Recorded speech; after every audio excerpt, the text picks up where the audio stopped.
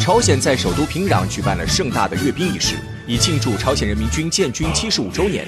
本次阅兵式选择在朝鲜时间凌晨举行，其中从灯光和烟雾中缓缓亮相的新式洲际导弹尤为惹人注目。许多中国网友一时眼花，把它看成了我国的东风41洲际导弹。从照片对比上来看，不能说一模一样，简直就是异父异母的亲兄弟。至少从外观和气势上来看，朝鲜的新式洲际导弹已经无限接近于东风41了。这标志着朝鲜洲际导弹又一次上升到新的高度。朝核问题一直是世界关注的焦点，朝鲜核武器是否会给我国造成威胁？要回答这个问题，还要看看这次朝鲜阅兵真实目的以及中朝关系在核武下的发展立场。首先，为什么朝鲜喜欢在夜间举行阅兵仪式？两个原因，一是西方媒体一直认为朝鲜空军的夜战能力不足，所以金正恩选择在夜间阅兵，让朝鲜空军能够秀肌肉，打西方国家的脸。二是凌晨阅兵能给南韩带来极大的精神压力，在你睡觉的时候我们阅兵，保不齐这次阅兵就像当年斯大林在红场阅兵一样，检阅完就直接南下，你说韩国怕不怕？这可不是胡说的啊，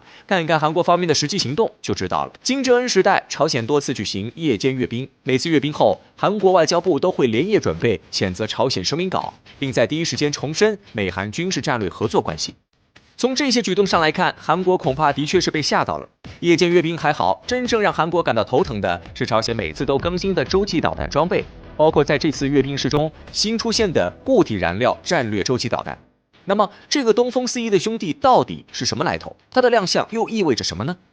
乍一看，导弹车的确和中国与俄罗斯的洲际导弹有些相似，其外貌尽显社会主义重工业美学。不过值得注意的是，朝鲜导弹车的车轮用的是9排，而中国的东风41和俄罗斯的亚尔斯都是8排轮胎。这意味着朝鲜洲际导弹的实际体积可能比中国与俄罗斯的还要大。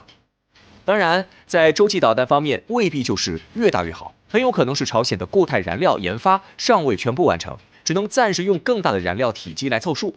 不过，朝鲜这样的小国能够拥有固态燃料战略洲际导弹，已经够惊艳了。虽然朝鲜的固体燃料洲际导弹目前还没有正式公布名称，但说起朝鲜的固体燃料导弹，很多人都会第一时间想到北极星系列。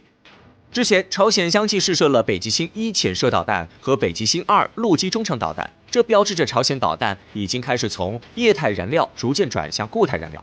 如果你一直关注朝鲜军事科研动向，应该很清楚，朝鲜解决洲际导弹的固态燃料仅仅是时间的问题。因此，此次固态燃料战略洲际导弹的亮相，算是在意料之外，情理之中。2020年10月10号凌晨，朝鲜阅兵式中展现出了火星17洲际弹道导弹。据韩国情报部门报道，火星17洲际弹道导弹射程半径将会超过之前的火星15，最大射程半径可以达到15000千米。这个距离足以威胁美国本土的主要城市。不过，朝鲜可没明说火星系列导弹就是专门针对美帝的，用一种比较文雅的表述方式，那就是朝鲜已经具备初等全球核威慑能力。值得一提的是，2023年的火星17直接亮相11枚，对于保护朝鲜本土安全来说，这个数量已经足够了，甚至可以对南韩进行过保和战略核打击。洲际导弹已经实现量产，并且完成了固体燃料升级。朝鲜的洲际导弹工业和科技飞跃可不只是一点半点。虽然导弹已经公开亮相了，但是朝鲜的核武器发展进度始终是一个谜。不过，从一些新闻中，我们可以侧面感受一下朝鲜核武器的实力。2021年8月，国际原子能机构的一份报告称，朝鲜正在运行放射化学实验室工厂和宁边实验清水反应堆。翻译成能够理解的话，就是朝鲜正在大量生产用于引发核裂变的钚，而核裂变原材料的多少直接关乎朝鲜的核武器数量。根据2021年美国国防情报局的报告显示，朝鲜可能保留了大量核武器，甚至有专家估计，朝鲜已经生产了足够制造20至60枚核弹头的裂变材料。与此同时，朝鲜元首金正恩也表示，自2021年1月起，要将核武器小型化、轻量化、标准化。朝鲜核武研究方向也从泛毁灭性武器转化为精准战术打击武器。由此看来，虽然朝鲜方面一直没有公开宣称自己是有核国家，但世界已经将朝鲜拥有核武器当作既定的事实。这个消息对于韩国而言更是惊吓远比惊喜多。那么，随着朝鲜军队在导弹方面逐渐步入现代化，朝核武器是否对我国产生威胁？先说结论，在共同的对手没有消灭之前，应该不会。朝鲜与中国的关系大致可以分为4个阶段：封建从属国时代、抗日时代、抗美时代以及中朝命运共同体阶段。封建从属国时代不必多言，朝鲜一直是中国封建王朝的藩属国，上至先秦，下至清朝，中国与朝鲜的关系一直不错。在明代万历年间，更是出现了抗日援朝的大型战争，该战争也一度被认为是冷兵器时代最后的辉煌。而到了20世纪，朝鲜逐渐被日本吞并，让朝鲜第一次走入民族灭亡危机。到了抗日战争时期，金日成率领朝鲜人在吉林和朝鲜一带积极配合东北抗联，展开游击战，定下朝鲜现代国防的基础。到此阶段，朝鲜和中国都拥有共同的敌人，那就是日本。尽管当时的朝鲜非常贫穷，但仍然为中国抗日输送许多物资与人力。在东北抗联的队伍中，有很多都是正宗的朝鲜人，包括金日成在内的许多朝鲜进步人士，也在中国向共产国际学习先进思想。在抗日战争结束后，回国积极组建社会主义朝鲜。当然，其中有一部分朝鲜人也参加了中国的解放战争。在中国蛰伏25年的金日成，自然很清楚中国一直是朝鲜的恩人。1949年10月，新中国成立时，许多西方主权国家仍然不承认，而朝鲜仅在新中国成立3天后，便主动与中国展开外交，成为和新中国最早建立的外交国家之一。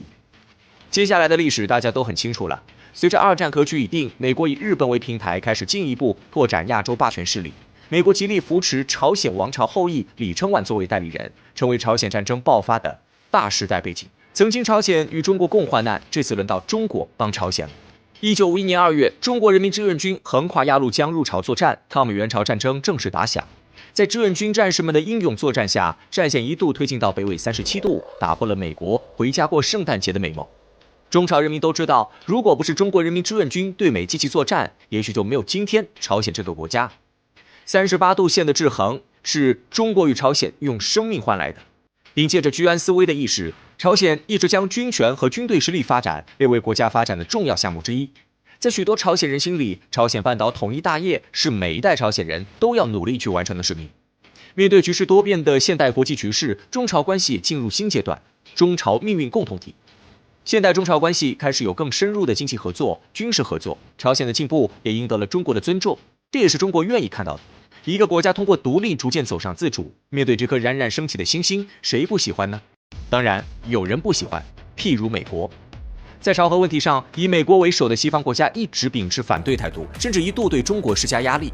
那么，美国的反对真的起作用了吗？美国不接受拥有核武器的朝鲜，但美国也清楚自己根本拦不住朝鲜造核武器。美国在世界一直遏制其他国家实现核武器自主，比如打压和干预伊朗和印度的核武器研究进度，唯独朝鲜，美国没有压制住。几年前还能看到互联网上说朝鲜导弹具有随机降落的特性，而在这几年，这样半开玩笑的舆论已经变得越来越少了。韩国此前为了抵御朝鲜的核威慑，率先研发出玄武巡航导弹，结果玄武巡航导弹在试射过程中出现失误，导弹一头扎进韩国境内的大山中，还引发了8个小时的山火。这可把美国气得不轻，直骂这个小弟支棱不起来。韩国总统尹锡悦曾多次在公开场合表示，面对朝鲜的军事威胁，将通过巩固韩美同盟，加强先发制人和反导力量。由此看来，韩国政治家最终还是将这个锅结实地甩给了美国。纵使西方国家轮番打压，朝鲜固态燃料洲际导弹研发成功的事情已经成为事实。不求朝鲜的核武能够改变世界，只要核武和洲际导弹能够让朝鲜人挺起腰杆，就已经足够了。看见今天的朝鲜，我总会想起武侠小说里一个经典剧情套路。曾经有一位江湖人偶然间得到一本盖世武功秘籍，学会了就可以纵横天下。然而这本武功秘籍也给他引来了不少杀身之祸。面对这种情况，一般人会拼死保住自己的武功秘籍，而真正的大侠则会将武功秘籍散发给所有人。这里面的逻辑其实很简单，只要世界上会盖世武功秘籍的人越多，自己也就越安全。反之，如果一味地搞秘籍封锁，面对凶险的江湖，少侠终将丧命于某处。这里说的武功秘籍，在现实世界中其实就是核武器。美国最开始拥有核武器也是一个偶然机会，然而当美国真的拥有核武器之后，他不希望苏联也有，不希望中国也有，不希望伊朗有，更不希望今天的朝鲜也有。但倘若真的没有核武器和洲际导弹，就会被人压着欺负，这种滋味中国再熟悉不过了。一个主权国家要想在国际上说话有分量，归根到底还要看这个国家的硬实力。世界一直希望可以构建出一个没有欺负与压迫的社会，如果想实现这个愿望，那么每一个国家和民族首先就要自身强起来。打铁还需自身硬，说的就是这个道理。因此，我国不会害怕朝鲜战略中导弹给中国所带来的更多威胁。毕竟洲际导弹是用来跨大洲使用的，中国和朝鲜是邻居，那还怕什么？当一个国家变强后，精神上的弱者会视之为威胁，而在精神上的强者则会认为世界上又多了一位可以平等交流的朋友。朝鲜这个在全球化的今天依旧闭关锁国的国家，在外界看来十分神秘。不过金正恩成为领导人之后，朝鲜稍微对外开放了一些，至少在外交方面，朝鲜表达出了更加积极的态度。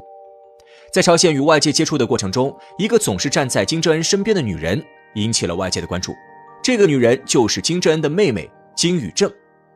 金宇正凭借自己冷静理智的表现，赢得了不少领导人的赞许和认可，也被外界认为是坐稳了朝鲜2号人物的宝座。但即使是这样的金宇正，与她的姑姑朝鲜初代长公主金敬基相比，还是要略逊一筹。今年7月，朝鲜劳动党中央委员会副部长金宇正接连2次发表讲话，指责美国挑动半岛局势，并对美国发出了战争警告。在11号的讲话中，他警告美国继续在半岛地区搞侦察，将会体验非常危险的飞行。而在14号，他更是强硬表态，声称美国如果继续他们的挑衅行为，那么核战争爆发就不是假设。不仅如此，他还对联合国表达了不满，声称联合国如今完全倒向美国，已经失去了其建立的初心，成为了一个新冷战机构。这种以一国对抗全世界的强硬态度，不免令世界都为之震惊。同时，人们也再度认识到了这位发言的朝鲜公主的斗争精神。虽然这种外交发言更多的是在表明国家立场，而非个人态度，但是金宇正作为金正恩最为重视的妹妹，被外交认为在朝鲜政策制定中能够发挥举足轻重的作用。从与兄长一起在瑞士留学时起，金宇正就与金正恩建立了深厚的情谊。金正恩仓促继位之后，金宇正也给了兄长有力的支持。据称，从2013年起，金宇正就作为金正恩的秘书辅佐兄长的工作，而金正恩对外形象的塑造更是几乎是由妹妹一手包办。而外界能够看到的是，在2014年朝鲜对外报道中，年轻的金宇正已经担任了朝鲜劳动党中央委员会副部长这样的重要职位。而在随后朝鲜进行外交的时候，金宇正更是经常站在哥哥身边。而真正让人们关注到这位朝鲜公主的，恐怕是2018年平昌冬奥会。这次冬奥会被外界视为朝韩关系突破的重要契机，双方对此都十分重视。而金宇正能够作为朝鲜方面的代表出席，证明了他在朝鲜政坛的重要性。同时，在冬奥会开幕式上，作为朝鲜金氏家族的代表，他难免会与众多其他国家的重要领导人同框。人们能够看到，在文在寅、安倍、彭斯等老狐狸面前，金宇正的气场一点都没有被压制。金宇正收放自如的表现，同样得到了对手们的认可。文在寅就对金宇正表达了赞赏。金宇正的种种表现，令外界对于他在国内的地位多有猜测。有不少人甚至分析，他已经成为朝鲜国内实际上的2号人物。不过，由于朝鲜与美韩谈判并不顺利，金宇正在对美韩两国的态度也发生了变化。在2020年以后，金宇正一改之前面对美韩的相对友好，接连对美韩两国发出警告。尤其是在6月，金宇正对朝韩联络处办公室发出警告之后不久，这间联络室竟遭到爆破。有媒体在报道中猜测，这次爆破是金宇正一手主导的。金宇正也因此成为了外界眼中的强势公主，她彻底树立了强硬的对外形象。在今年，她更是代表朝鲜对美国这样的超级大国发出了朝鲜准备好了核战争的警告。尽管金宇正强势至此，但是她却并不是朝鲜最为强硬的公主。与她的姑姑金敬基相比，金宇正只能是小巫见大巫。无论是个人手腕还是强势程度，金敬基都比金宇正更胜一筹。在金日成时代，她就以个性闻名；在金正日时代，她更是手握重权的第一公主。金敬基的强硬，从她的婚姻中就能窥见端倪。在金敬基的大学时代，她喜欢上了风流倜傥、才貌俱佳的张承泽。然而，他的父亲金日成在得知这个消息之后，却很不满意。他看不上这个普通家庭出身的穷小子。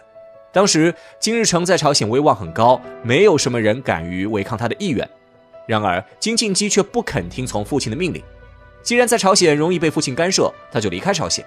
1969年，他想办法办好了手续，与爱人一起前往莫斯科国立大学留学，并在那里结为夫妻。在他大学毕业回国之后没几年，年仅30岁的金敬基就当上了朝鲜轻工业部副部长，后续更是升任外务省副相和轻工业部部长。自1988年后，他更是一直是劳动党中央委员会成员，在朝鲜手握重权。在与自己关系不甚亲密的父亲手下，金敬基都能够爬到这样的高位。等到与他亲近的同母哥哥金正日成为朝鲜领导人，金敬基的地位就更加超然了。金正日早就说过，他对于这个妹妹没有办法，而有消息人士则对外透露，金敬基是朝鲜唯一一个敢对金正日直言不讳的人物，他甚至会对金正日发脾气。可是金正日却没有因此而恼了妹妹，反而是对妹妹更加信重，还对外表态称金敬基可以代表我，金敬基的话就是我的话，金敬基的指示就是我的指示。到了金正日晚年，更是将金敬基与金正恩同时封为大将。如此一来，金敬基的势力范围同时囊括了党政军三方，称其为无冕之王，一点也不过分。由于金正日对金敬基的看重，外界甚至有人猜测金正日是否在考虑让妹妹金敬基成为朝鲜的下一任领导人。不过事实证明，金正日对妹妹虽然看重，但是并没有完全将大权交给妹妹。在金正日2011年12月去世之后，接过朝鲜领导人大权的还是金正恩。虽然在金正恩执政初期，由于金正恩年龄尚小，经验不足，朝鲜政权还是受到老臣们的影响。金敬基与其丈夫朝鲜明面上的2号人物张承泽被认为是实际掌握政权的人。不过金正恩很快展现了其个人能力，在短时间之内收拢了权力。2013年10月，韩国公布了一份报告，显示在过去的1年多时间里，朝鲜调整了97名党政军高级官员的职务，占朝鲜高官总数的44%。到了这年12月，金正恩更是突然宣布张承泽叛党，并在短短4天之后宣布他已经被处决。在金正恩巩固权力的过程中，金敬基选择配合侄子。据美国情报部门的消息，他曾经向朝鲜其他高层表示，丈夫对于侄子是一个威胁。在2006年，他的女儿自杀之后，他的精神受到了严重的打击，开始酗酒抽烟。从朝鲜媒体的镜头中，人们明显能够看出他状态萎靡了许多。由于多方面的原因，在2014年3月的新一轮朝鲜最高人民议会代议员选举中，金敬基最终落选。而且落选之后不久，金敬基就消失在了人们的视野之中，外界甚至多次传出了他已经死亡的传闻。直到6年后，他才在一次年节纪念演出活动中露面。人们也注意到，在这次演出中，虽然他的礼宾排序十分靠前，仅在金正恩、李学主、崔龙海之后，连风头正盛的金宇正都排在他后面。不过在年节这样欢乐的气氛中，周围的人都表现轻松愉快，而金敬基却显得有些严肃，似乎并不算很开心。金敬基的状态其实外人倒也不难理解，此时的金敬基已经是年过70的老人了，还饱受心脏病和糖尿病的困扰，可是身边却没有一个贴心人关照。曾经反抗父亲也要追求的真爱，在婚姻中却没有回报给他忠诚体贴，没有让他放心，以至于成婚之后两人时常争吵，最终渐行渐远。到了最后，他甚至叛党叛国。或许在这位重视国家的公主眼中，这比丈夫对自己的背叛更加令她难过。而她唯一的女儿也在2006年在法国留学期间自杀身亡。朝鲜金氏家族在朝鲜拥有极高的威望，其成员一直承担着朝鲜的重要责任。从朝鲜第一公主金敬基到如今的2号金宇正，甚至于今年开始出现在镜头前的金贞爱女金主爱，都注定要为朝鲜奉献自我。金敬基与金宇正都对外表现出强势形象，未尝没有因为朝鲜作为一个小国，却长期面临美国的敌对压力，不得不表现出强硬姿态的原因。然而不论如何，作为公主，两人所表现出的抗争精神，还是值得我们学习。